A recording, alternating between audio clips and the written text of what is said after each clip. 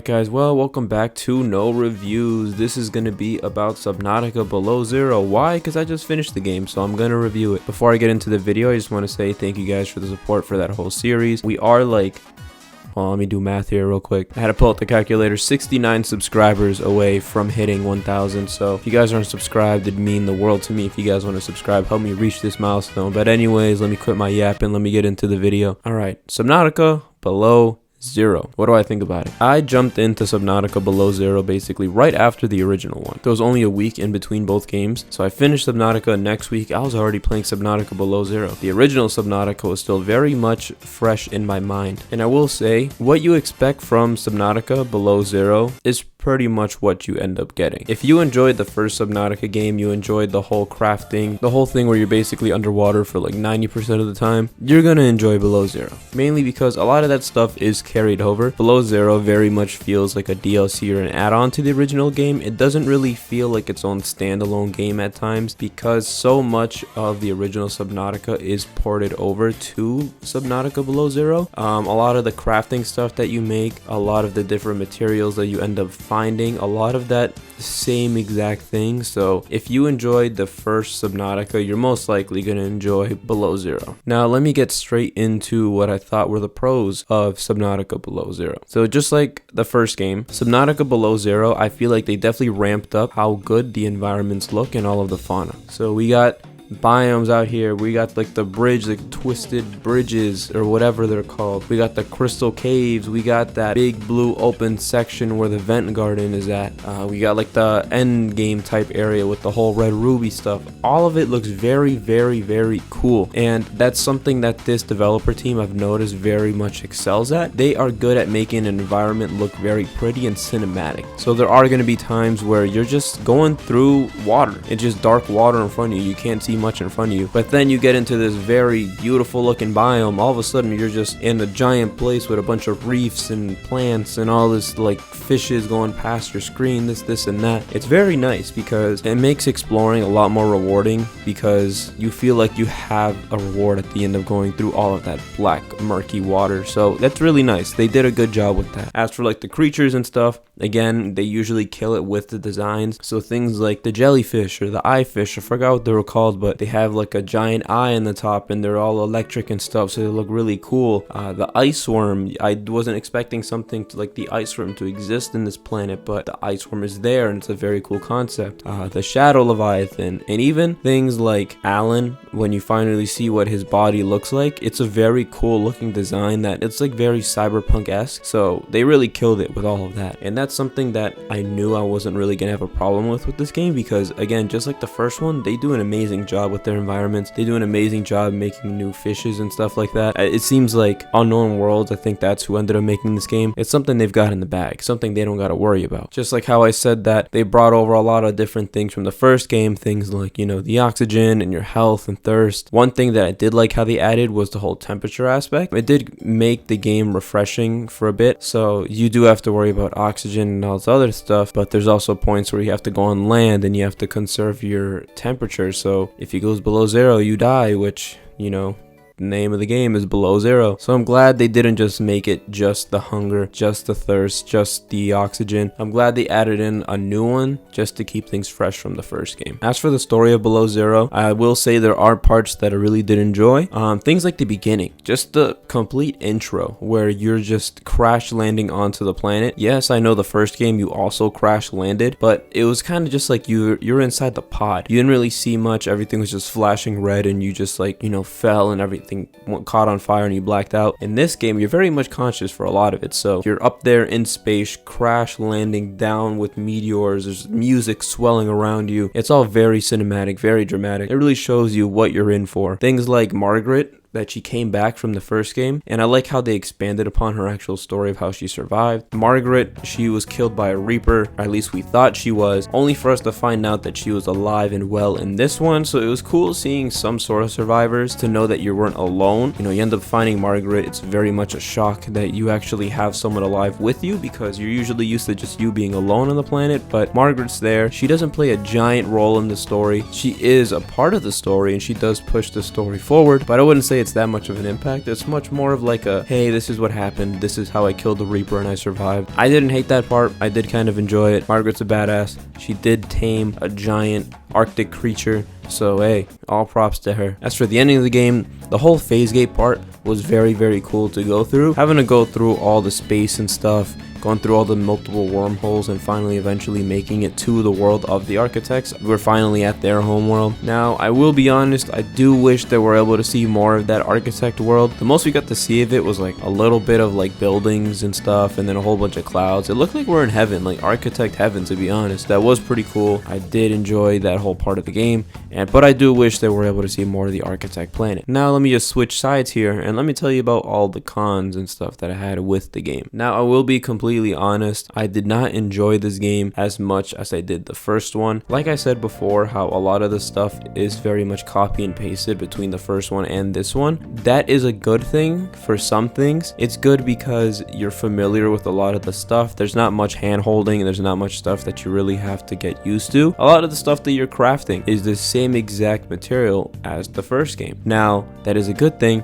but it's also a bad thing. It doesn't feel like there's much newness to the game to actually give me a couple hours of like, I kind of want to go around, explore, do this, this, and that. But as I was, making water, making food, making all the essentials, all that stuff, it's just stuff that I already did weeks prior into Subnautica. Now that could just be something that it's so fresh in my mind since I just finished Subnautica and I'm jumping straight into Below Zero. Maybe that's why it felt so stale to me. I wish that they added a little bit more. I wish they kind of try to mix things up and make some newer stuff, because a lot of the stuff in this game, yes, there are new things that you can make. There's new vehicles, new tools. I would say around like 60% of the things that you were able to make is stuff that is just from the first game. So I wish there was a little bit more variety there. I will say they did take a swing at mixing it up with the actual environments by adding giant land portions. So, going to find Margaret's iceberg and going to that gigantic Arctic tundra place. I know in the first game you were able to find a bunch of islands and stuff. I think there was like 2 or 3 of them, but in this game they very much made it a main focus that there's icebergs, there's land portions, you have to get up on there, you have to conserve your heat, which they tried their best at, but I feel like they didn't do very well. Things like Margaret Maida's iceberg, when you go find her at her little tiny home, that's pretty much all there is to go finding that iceberg. After you go find that iceberg and you talk to her once and you get the information that you need, there is no reason to go out there anymore. There's no reason to go find that iceberg. There's really no reason to go up to that point where it is. That whole area is just pretty much just storyline related, and once you're done with that part of the story, there's really not much else to do out there. Same thing with the whole Arctic tundra part. I was expecting a lot more in those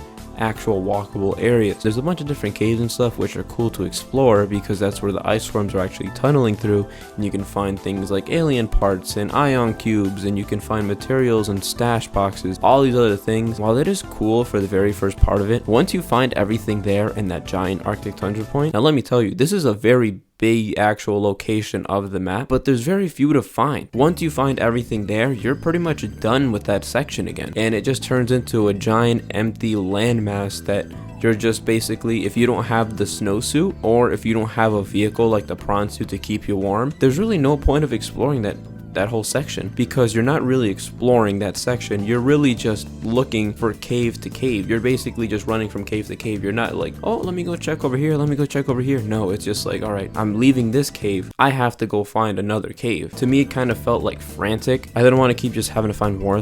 I just wanted to explore. So I really did wish that they did more with the actual land portion. Same thing with like the ice worms. The ice worms attacking you in the land portions were very cool, and it was a good idea. I will give them that. It was a very good idea, and the ice worms are mad cool with their little like pointer thing at the top. I feel like the ice worms are underutilized, but that's only because there's not much to do in those land portions. Those land portions are more of a trek and a drag to get through than actually having fun and looking for different stuff. Now, the final part that I really want to get into that I did have a big problem with, and this is going to be very controversial, I feel like, or maybe a lot of people are going to agree with me, but this is a very big point, and this is the actual story to the game. Now, again, I did say that this story is about Robin coming down to the planet to try to find her sister Sam, because Sam died in some sort of accident. They said it was all her fault. Robin doesn't believe that. She wants to find out the truth. Now, this is the premise that they give you when you first start off the game, but this whole thing just takes a backseat. You're told at the beginning, yeah, you're down here to try to find your sister.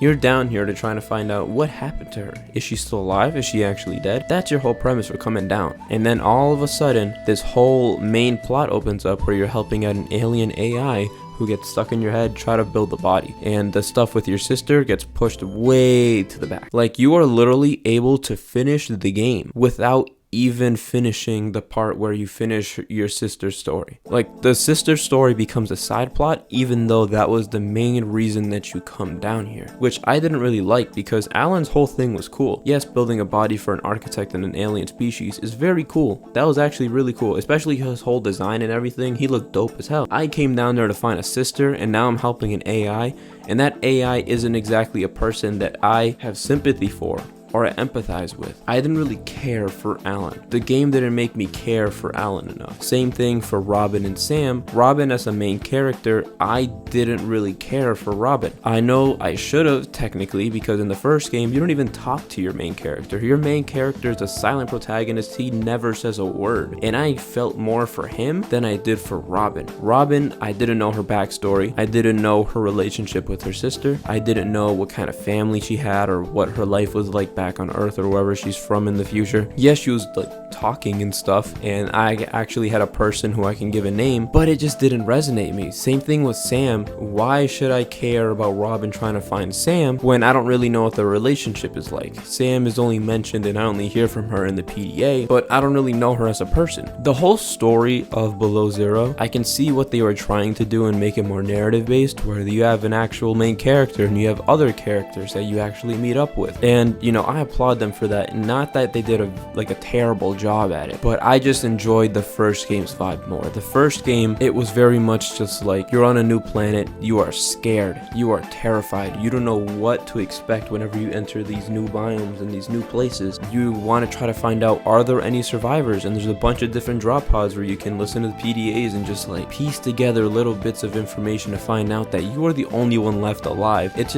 all a mystery, and you're just untangling that mystery, and I like that. I really like that. It was a very creepy mystery that I had to untangle. But in this game, everything is just straight up told to you, and there's not much mystery going on. And even if there is mystery, again, like with Sam, that's just pushed to the side, and there's other objectives you have to do instead. I will say the story didn't grab me as much as the first one, even though the first one didn't even have a story like this one does, where it actually has like voice acting and stuff. But that's just me. I'm not sure if this is a hot take or anything, but again, not saying they did a horrible, terrible job. Robin really wasn't doing it for me, neither was Sam or Alan or anyone. I did enjoy the first game more, storyline wise. But yeah, that's those are my thoughts on Below Zero. Again, I did enjoy the game. I did have a period of time, especially when I was like building my base and stuff, where I did get hooked on the game, where I'd be at work or somewhere else and it'd be like, damn, I kind of want to go play Below Zero. There are points where you do get hooked, just like the original game. But I will say those moments are very far in between, because a lot of the stuff is so familiar to you that you're pretty much used to a lot of the stuff. So again,